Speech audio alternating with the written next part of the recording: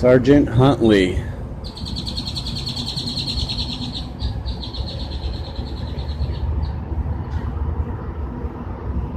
See if there's any crime going on today. We'll see if he'll cross the brown line. He doesn't have his body camera on.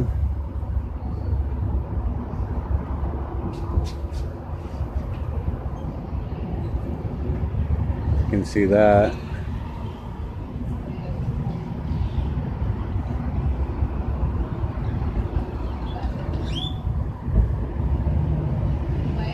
He's got a nice car there.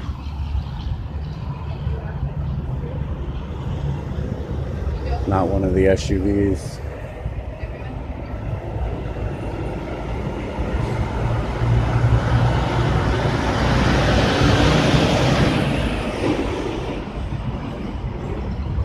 Sergeant, how you doing today? Pretty good, sir. Any crime going on? I don't think so. You don't think so? You think there's some crime going on? I would imagine there probably is. I generally ask that. You know, it's good to know if you guys are... I don't know of anything hot pressing in this area. Is this where you're from, Georgetown? I'm from my mom.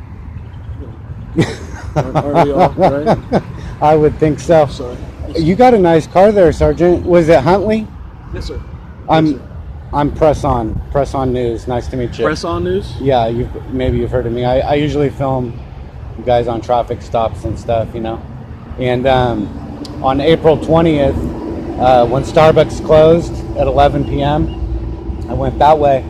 One of your deputies on the SWAT team pulled somebody over right here and then pulled in front of Taco Cabana.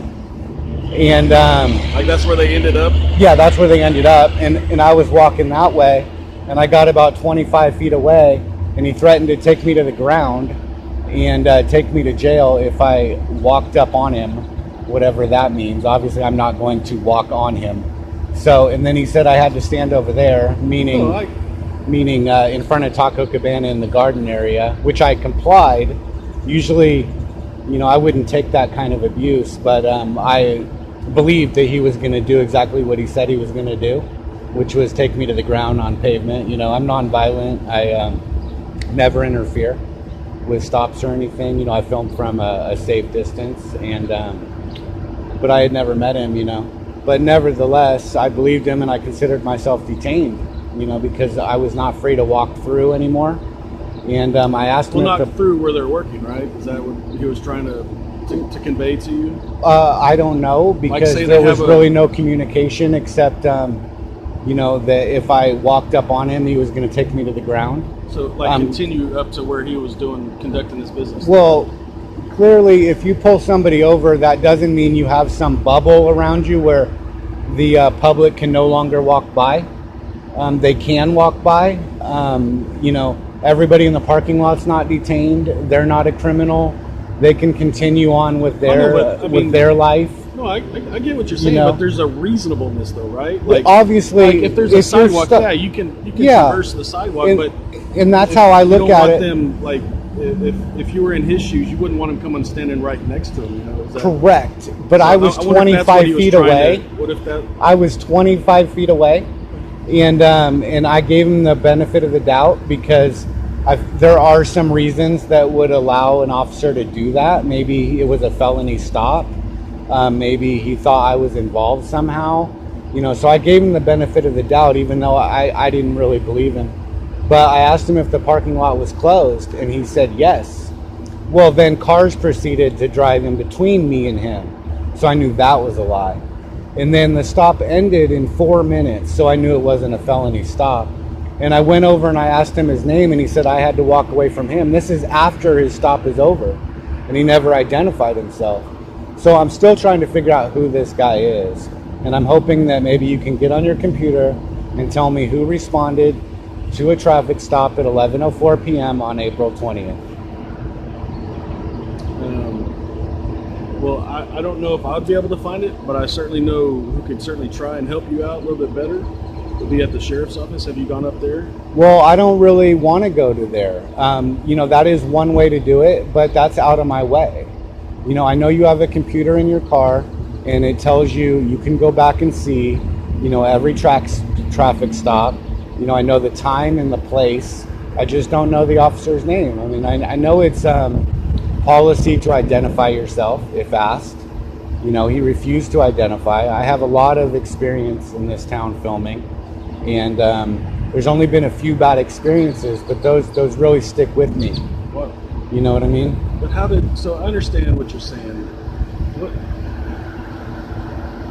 What overall made it a bad experience? The words that he said, or his tone? What was the? I mean, clearly I understand that the difference between a threat and a conditional response based on a predicate, which is what that is when you say, if you do this, I'm going to do that, right?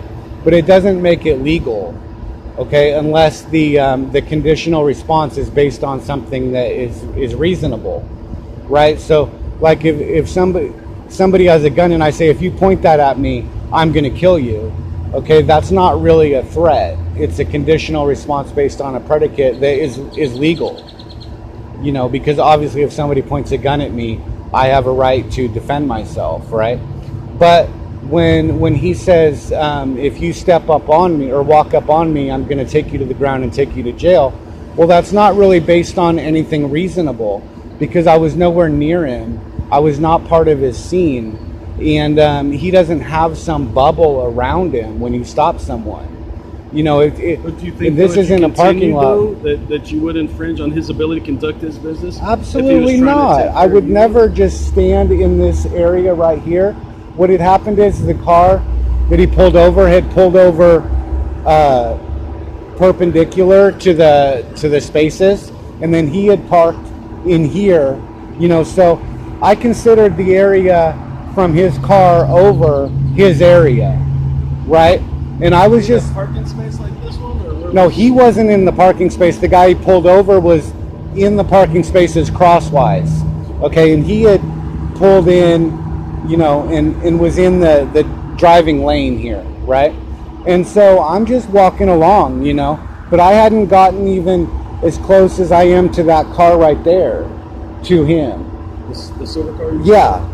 Exactly. I was about that distance, and that's when he yelled that at me, you know, and so I immediately... behind him? No, he was looking right at me.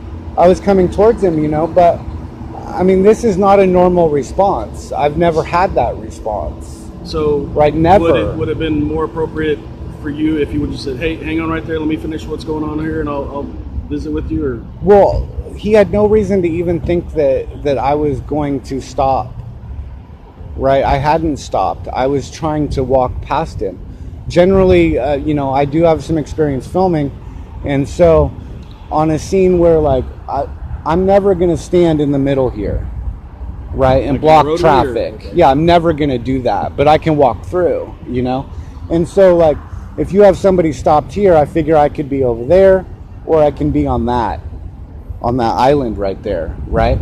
But that seems reasonable, right? Yeah, that seems reasonable. I mean, as far as, like, if it was at a sidewalk right next to the street, I could be on the sidewalk. But I'm not going to stand in the roadway, you know? So sometimes when it's a little farther away, I might take a pass by and, you know, just get some closer pictures, but not, like, close like we are. You know what I mean? But, I mean, more like this, you know? But I think it's reasonable that, you know, your safety is important, and people do walk by you, they do drive by you, and, you know, if you want to stop and look at them and watch them or something and keep your eye on them while they go by, that's fine, but I don't think it's reasonable to start barking orders at somebody that has nothing to do with your stop at all, that hasn't committed any crime, that you don't have any reasonable articulable suspicion to believe is going to commit a crime. I mean, obviously filming is not a crime, you know. But I think the ultimate goal, I think he was just trying to say, hey, I'm taking care of some business right here. If you'd like to chat, you know, let me finish my business here, and then we'll be more than happy to chat. Well, why would you think that? I mean, what is that based on? Were you there? No, just from what you're describing. Right? I don't see how you would get that conclusion from what I'm describing. Well, he didn't say anything like that. In fact, I already told you that after his stop was over, He wouldn't even give me his name and told me to walk away from him. So where are you getting the idea that he was going to chat with me? Just kind of from what you're describing, I mean, he was never going to chat with me. He never did chat with me. He would refuse to give me his name and told me I had to walk away from him after his stop was over. Clearly, when your stop is over, and anybody can walk up to you. Yeah, everyone's free to go. I mean, but they can walk right up to you. You're not on a stop anymore. Yeah, they can walk up and like I could walk, or you can go talk to that gentleman right there. Yeah, exactly. You know, to be told to walk away and not give me his name, I think is completely unreasonable, and it gives your department really a bad image. You know, I mean, especially the name thing. It might seem trivial, but it's not, right? Because when officers don't want to give their name, it makes you look like secret police, like you have something to hide. Does that make sense? Yeah. You know, so all I want is his name. I don't think this is top secret information. I know that you can pull it up on your computer. I know this, you know, and and you're a sergeant, so I know you have the authority to do it, and I really would appreciate it, because I don't want to go out of my way to go down to the station. To the sheriff's office and do the open records, though, right? I could do a lot of things, but you could just pull it up. I'm not going to pull it up from my car. Why not? I apologize. I'm not going to access the computer just for that information right there. Why? It's a big deal. I know, but that's why you should take care of this. If you want this matter, you should reach out to the I don't want to go out of my way. I'm sorry, but that's how I'm going to refer you back to the sheriff's office to deal with this. Well, what difference does it make if it's at the sheriff's office or right here? Because that's where that kind of business is handled. Well, why can't you just handle it? If there's anything else that I can help you with, if you're in trouble or anything like that, I'd be more than happy. But that information, you can just easily get that from the sheriff's office. Simple phone call, email, even. Okay? An email? Yeah. An email to who? Sheriff's office. Oh, just email sheriff's office. I mean, I'm serious. What email? Do you have internet access? Yeah. What email? Info@wilco.org, I believe. Info@wilco.org. I'm not sure. I don't email the sheriff's office per se. Sheriff Jody, you can email me and I can forward it to you. You have a card? Person. I do. I would definitely email you if you could get me an answer via email. I would definitely do that. I can forward the email to the right person. Who is the right person? It would be the open record. Oh, it's all right if it's ripped. I'm not going to know this. So it's mhuntley@wilco.org. mhuntley@wilco.org. Mm-hmm. All right. Thank you for your time. You just starting your shift today? No. Got to go till 6 p.m. So you started at 6. 6 to 6. All right. Well, be safe. Well, keep up the good work. I think are you helping more than you're hurting? Do you think? I don't think I'm hurting. I never get in the way. You know, I definitely have my opinions, but I'm not your enemy. You know, I'm not against you, but I've been turning up the pressure pretty hard because of officers like this that I'm talking to you about, and not being able to get his name.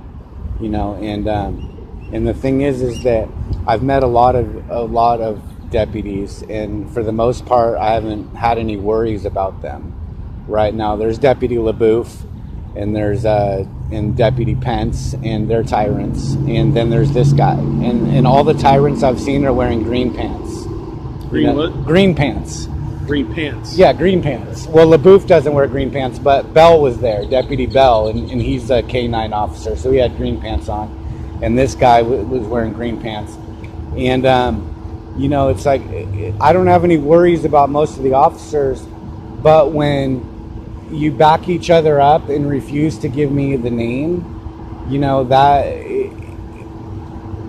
it's just like a gang tactic. You know, that's what gangs do, right? Like, imagine if you were investigating a crime and you went to talk to somebody and they're like, oh no, it's our policy that we don't give out any names of any of the people. You'd call that obstruction of justice, and that's exactly what I call this, obstruction of justice. You know, obstructing the will of the people. You know, the people want to know who the tyrants are, right? Because you have 535 deputies. There's some of them are tyrants, right? Some of them are not good, you know, and the majority that of can be them, with any Starbucks. That can be with Smoky absolutely, Motos. but they don't gang up and protect each other in the same way. You know, they don't have these policies that say, oh, I can't reveal that because, you know, he's a fellow officer, right? They just give up the information. I mean, it's true, not everybody talks to the police. I'm not saying that, but that would be obstruction of justice. If you know somebody has information that you need for an investigation and they refuse to give it to you, that's obstruction of justice, is it not? Maybe in the letter, but not the spirit, right? Well, I mean, depending. You don't have to testify against your husband or wife or kids, maybe, but you know, in the most part, I mean, I've been threatened with obstruction of justice for not giving my ID when there's not even a crime. You know what I mean? Or interfering for filming. You know, I mean, clearly filming is not interfering. You know, speech alone is not interfering. It even says so in the code. But, you know, when a guy's got a gun, you don't know what they're going to do. I mean, the reality is that it could take a long time to get straightened out. And you might end up in jail first. You know, and that has happened to people before. That happens, you know, definitely. And I'm not saying that I've ever seen you guys do anything untoward in that way. You know, I haven't witnessed any violence or, I mean, being threatened to be taken to the ground by an officer. You guys are trained, and I consider that great bodily force and or death possibly. You know, I'm picturing a leg sweep in my face in the pavement when a SWAT team member tells me he's going to take me to the ground. I don't know what that entails, right? But I'm nonviolent and I don't have any weapons, and I know it's not going to be pretty. You know what I mean? And I don't need that, right? And just to escalate straight to that, you know, I mean, officers have told me to stop before, and I will stop. Right, I think that's one command that is clear, and it's within your authority to tell somebody to stop. But like once I get to a spot and I've been there 10 minutes to tell me to back up, that's really not. Hey, let me ask you a question. Sure. Do you sometimes play like a guitar or a? No, I don't play any. Do you know a instruments. guy who plays the guitar around here too? Can't say that I do. Okay. Why? What's Sorry. going on? No, you're all right. What's going on? There's a guy, bearded like you, who kind of goes up and down the sidewalks, and I've seen him filming before. But he was playing a guitar while we were working a crash. I don't know if that's something that you. I don't play any musical instruments. No, okay. I don't. I usually just narrate quietly on my phone from a reasonable distance. Yeah, you know what's going on, like other incidents. When something happens, I talk about it every time. I talk to, you know, like you're not the first officer I've talked to about this. You know, I've talked to Copta yesterday, and I'm trying to remember Garza. And there Pascal or something, another SWAT team guy, but I might be getting his name wrong. I think I am, but it was with a P. But you know, and nobody will cross the brown line, right? And it's the brown line that frustrates me more than anything, you know, because you all know that it's your policy to identify yourself. It's not top secret information, just the name, you know. It's really not asking a lot. Well, the prescribed method that we talked about, going to the sheriff's office, that's the method, so it takes everything out. I don't want anyone to misconstrue that I'm covering someone or I'm specifically helping you out. Well, if you're going to give me the answer via email, I can do that. So I can do that. I'm going to forward whatever you send me. I'm going to forward to the open records people, and they'll be able to produce and send it to you. I'm not sure the format, how they'll get that to you. That's something you'll be able to work out, but you'll be linked into all that communication. All right, okay? absolutely. What No, do you that. go by again? Well, I'm one of the people. I know, but you said something. Well, my site is Press On. Press On. Press On, yeah, on YouTube. You can. YouTube. Do you follow YouTube? Generally not, unless I'm trying to figure out how to change a spark plug or something on a car. All right. Well, That's- if you give me that name, that's how I. if I get that name, the pressure will be released a little bit. So it's press on. Press On, yeah. The pressure right now is really high. Good luck to you. Like sir. I don't let you guys even take a break or anything right now. You know what I mean? Thank you. Yeah. Like, comment, subscribe, spread the word. Right? Master by the name of Bates, smoking more than all 50 states combined. Yeah, right, I gotta stay on the grind. I got no money, so my weed's on my mind. I hit the club, but you know I can't dance. 7 and 7 in my cutoff chance. Tie that shirt in my long ass hair. What part of how I look makes you think I care?